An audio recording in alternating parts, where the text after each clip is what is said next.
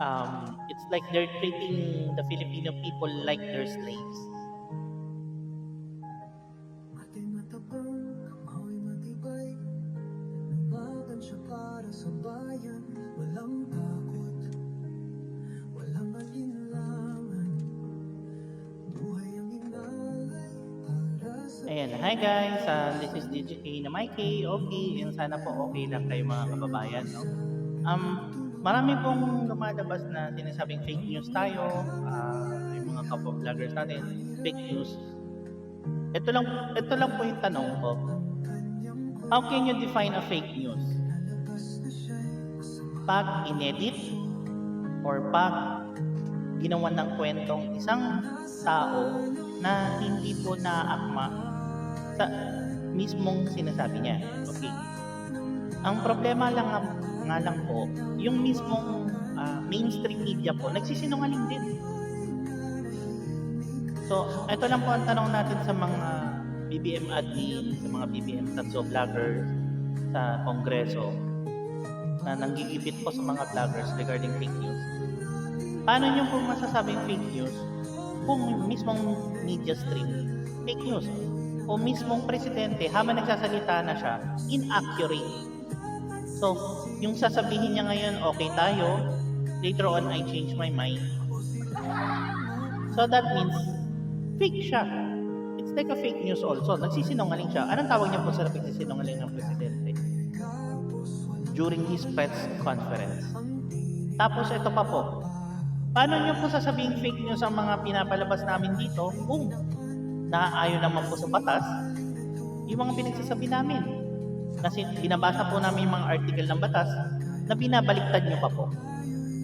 So, ano po ba talaga nangyayari sa gobyernong ito? Nagsisinungaling po ba ang mga vloggers, ang taong bayan, o nagsisinungaling kayo mismo na nilalaro niyo po yung mismong articles ng mga ng law? It's like we do the law itself, but you're breaking the law itself because dahil po nakaupo kayo niyan. Una po, tandaan nyo, hindi po kayo ang amo namin. Ang amo nyo po is ang sambayan ng Pilipino at mga OFW. Pangalawa, nandyan po kayo, hindi po para sikilin ang karapatan ng mga tao dahil niluklok po kayo ng taong bayan. Okay? So, another pa po, wag po tayong umastang astig-astigan.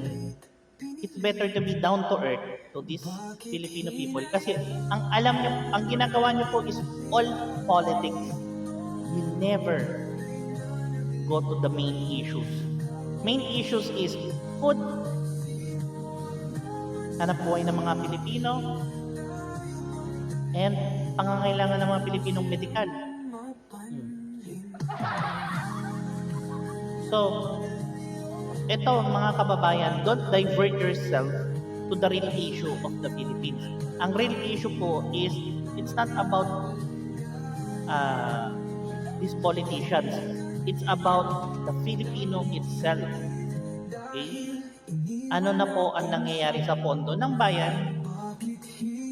Ano na nangyayari sa mismong mga kawani ng gobyerno na yung iba hindi kumikilos, yung iba it's like they're treating the Filipino people like they're slaves, which is, that's a very long logic of a mindset of a human being, lalo na po sa kawani ng gobyerno.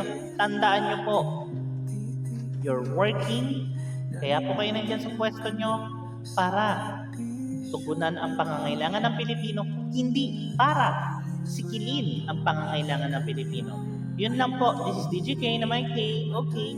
And please don't forget to like and subscribe to my channel. And maraming salamat po. God bless sa lahat.